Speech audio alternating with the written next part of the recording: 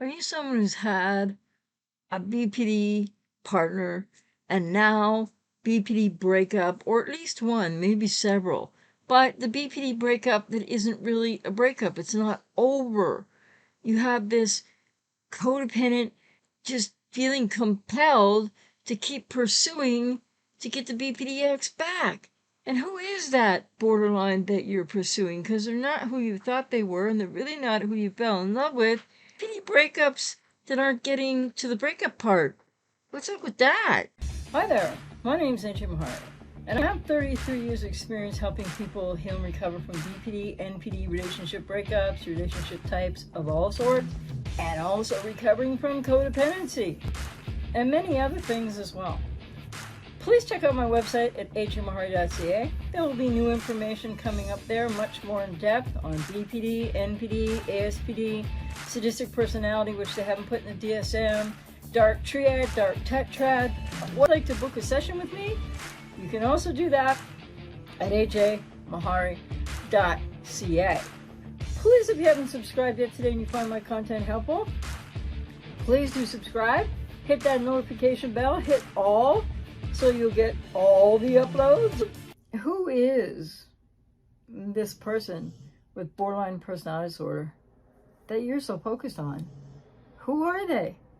I mean, isn't that really the big red stop sign of all? That it's hard to just pull back. It's hard to break up or to be ghosted or discarded and be going through a BPD relationship breakup. It's more than agonizingly, painfully difficult because of that unhealthy bond as well.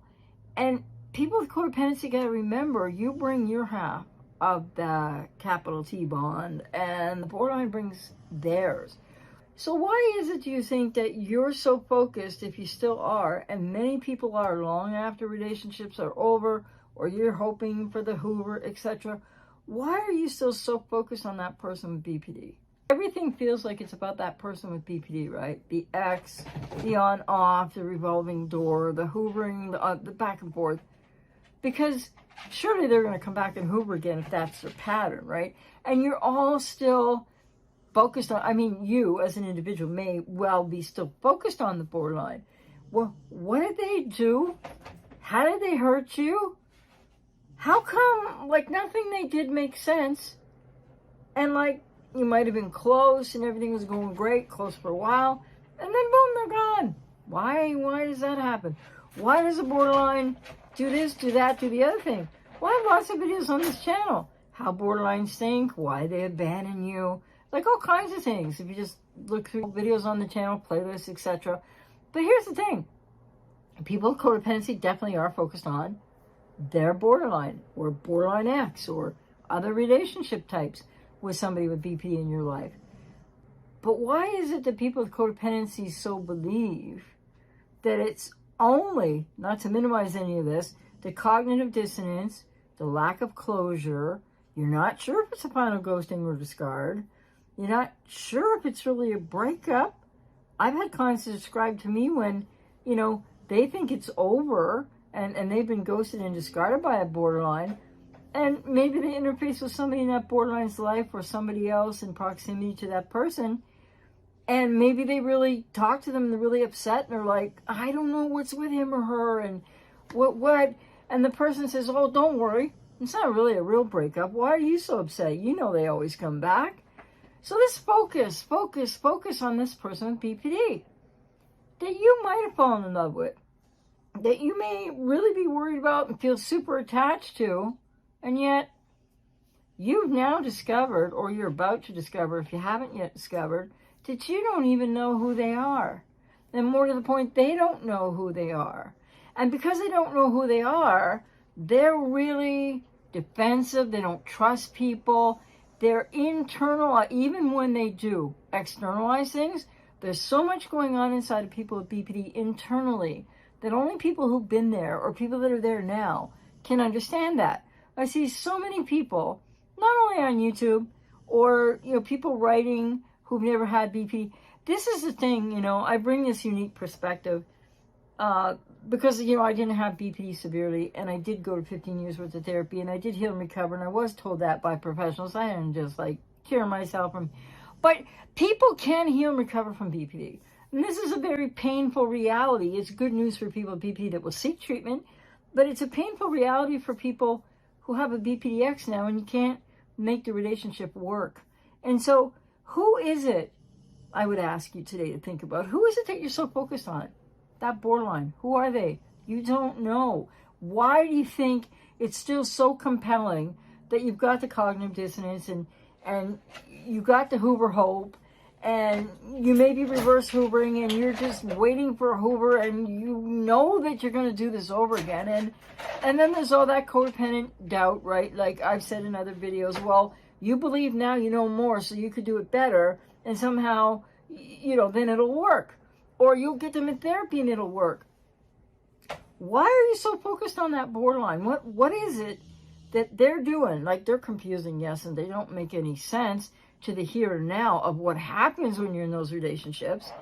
And are they looking for you to emotionally regulate them? Well, not consciously, but in essence, yes. But that's only the tip of the iceberg, because what they need from you is an identity and a self, and they can't kind of get that from you because you have your identity and you are yourself, and they aren't you. And you're so focused on them as if like all of your pain and agony now after a breakup or on and off is about them and how much you need them and how much you, but it isn't, because it goes back to something in childhood. And so when you're focusing on why the borderline does this, that, and the other thing, and you just got to get them back, why don't you stop and ask yourself, who are you trying to get back? And then now you've lost yourself so much from that relationship. Who are you now today to get, what do you got to offer them anymore? Like, aren't you exhausted? People constantly always tell me they're so exhausted. They would like to get back. They would like to, but they just can't. They're just too exhausted. They're just, you know, your nervous system in a relationship with a person with untreated BPD or the patterns of and not even diagnosed, your nervous system has been on quite the roller coaster ride. And I'll have much more coming on this too, probably at ajmahari.ca. But here's the thing. People are so focused on the borderline because as the borderline blamed you for everything and maybe called you a narcissist to boot, when most people they say that about it's not true. But sometimes borderlines are actually with narcissists, right? But not always. And those relationships don't work out either. But the key thing here is, have you ever thought about it this way? You're focused on that borderline, the ex or the on-off or the person maybe you're still with, but it's really bumpy and painful. So you've lost yourself. You don't know who they are, and now you know even less about who you are than you might have known when you entered this relationship. And people ask, well, but is there situationally acquired codependency, which some people out there think there is? No, not really. What happens is, I've had clients say, well, I had like 3-4 relationships in my life before this borderline. I had breakups. I went through breakups. Nothing was ever like this. It was never this painful. This is really different. So what is it? And then people think it's just the person with BPD. Well, I mean, there's a lot to be said about. Yes, it has a lot to do with what's going on with people with BPD and how needy they are and how they don't know themselves and how they don't really see you and they don't really hear you. And now you don't even know who they are. And now you're not sure who you are anymore. And what happens is your codependency was there, maybe lying dormant in some relationships prior. Triggered, though, by the borderline. And why? Why could that be triggered? See, it's not only people with BPD that have triggers. People in general in life have triggers if they've had, early childhood adverse experience or just adverse experience somewhere along the line in adolescence or growing up, too. So the thing is that people with codependency get very triggered by people with BPD. And you might wonder why. Well, that's what I help clients to work out when we work on these healing recovery journeys. Because it goes back to your family of origin. It goes back to your childhood. And many people are like I have so many clients that go, no, my childhood was great. My parents are good. They're terrific. They're still together. They're married, And it's interesting that it isn't long after people describe that to me that I might just talk a bit about something, give an example, or ask a question. And then people start going, wait a minute. And that wait a minute to remembering something that hurt in childhood or many things, it's not always the capital T adverse, well, it's not always really bad adverse experience. It sometimes is something that really hurts a child and matters to a child, but that you tucked away somewhere because it doesn't really matter to an adult, but now you have this wounded inner child, and that's a separation of self to a certain point, right? Not like the complete loss of self in BPD or the loss of self in NPD, which doesn't make BPD and NPD the same. So you don't know who this borderline is really, do you now? But in the one half, the all good of the cognitive dissonance, you really want them back. Why do you think that is when you don't even know who they are, and now you're not even sure who you are? And you're so lost and confused, and no, there isn't closure, and yeah, there's a cognitive dissonance, and this just really hurts like incredibly much. And I think a lot of people keep in pursuit and pursuing the borderline because they don't know what else to do. Because it seems like getting them back is the fix, right? Getting that borderline back will just make everything okay again. But wait a minute.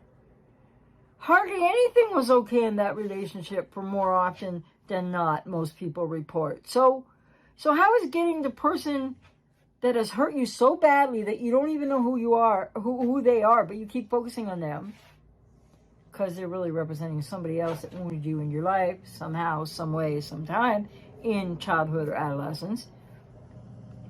So you want them back so much because it was so good.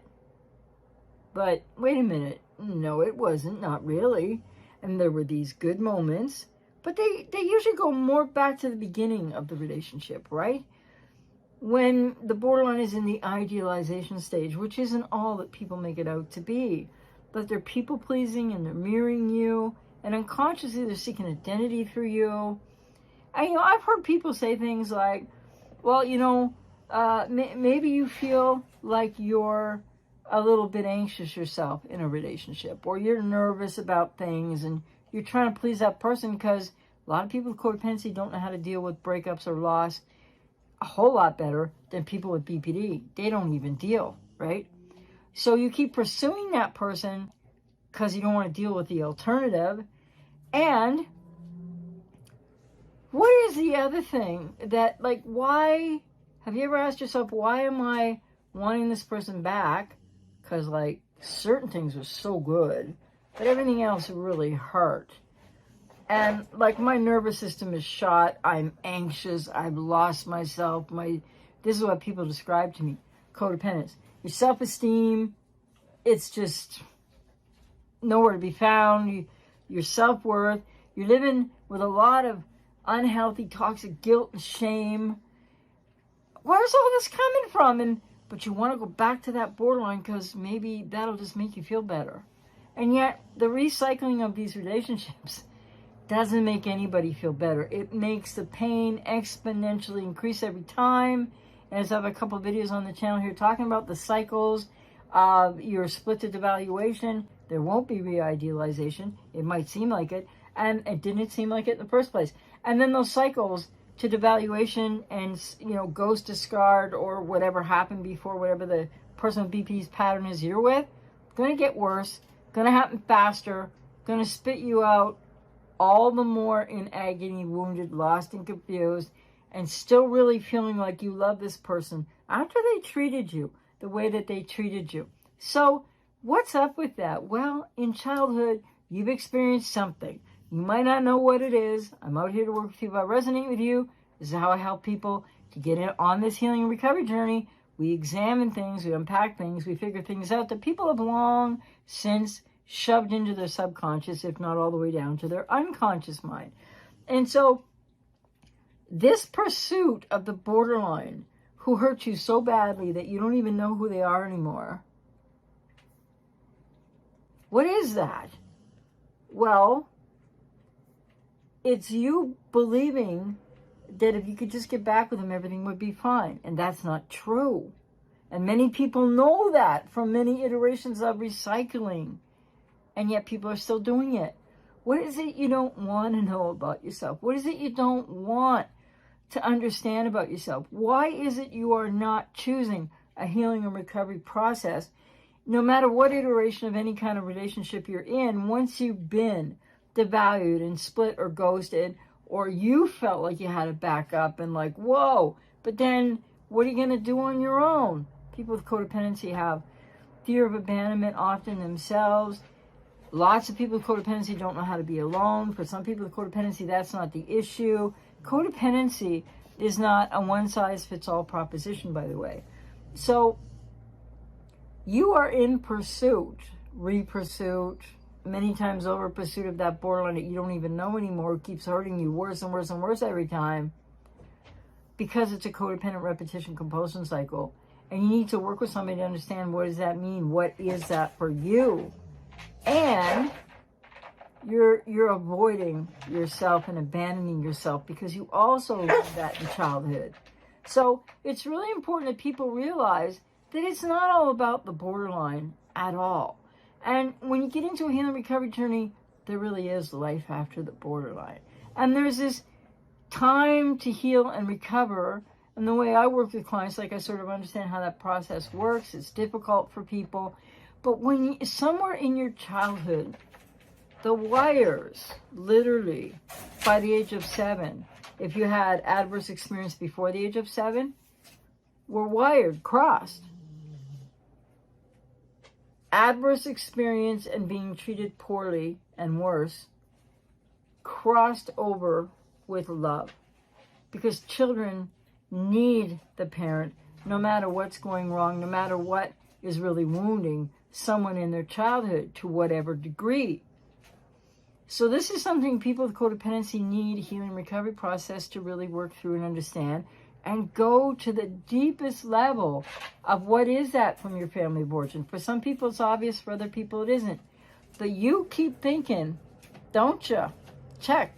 Let me know here under the in the comment section. Do you keep thinking that it's just, if you could just get back with that borderline, everything would be fine because it was so fine before? It really wasn't fine before, right? I mean, I've listened to clients for 33 years working with clients, and it never really was fine. So do you want to know more, or do you want to keep pursuing the borderline and why the borderline did this and why the borderline did that and the other thing? And there aren't many people in this area that are talking to people in your situation that, like I can, whoopee, it's not like I guess it's a positive thing now, but I can describe to you what's going on for these people because of the core of the woundedness that I did experience in my life and heal and recover from. But I didn't have BPD severity, so I didn't have a lot of things going on that these people have going on today. But when other people try to tell you how the borderline feels, you're being misled because they don't know. They can surmise based on, oh, the borderline has fear of abandonment, so that must mean they feel this way and that way. But you'd be surprised to know what's actually going on inside with all those emotions before the borderline rages, or if it's quiet borderline and they don't. And why can't they do communication? Why won't they? Why can't they take personal responsibility? All these things, and yet you want them back. Oh, I can emotionally regulate for him or her. No, you can't. Doesn't matter if you're perfect and you try really hard. No, you can't. And they push away the more you try to give them, the more you try to love them, the more you try to help them, because they don't trust you, they don't see you, they don't hear you, and they feel like you're somehow telling, like they can't hear there's something wrong with them, because what does that mean? So why are you still in pursuit? the person with BPD that is your ex or might still be in your life, or you might be trying again, when you know how much they hurt you and you know how much you hurt, and people are blaming the borderline back, right? Like, it's all about this borderline, and if I can't get them back, like, it's all their fault. I feel horrible. I got all this going on. I can't sleep. I can't eat. I can't. Well, no, because you have a choice, and it's a very difficult choice. But if they ghost and discard you and slam the door shut, you leave it slammed shut. And you get into a healing recovery process working with someone. And, you know, breakups are supposed to mean the end. But they don't so often in this area. Why is that? Because when you are pursuing the borderline to get them back, to make it work, who are you pursuing? Who are they? Who do they represent?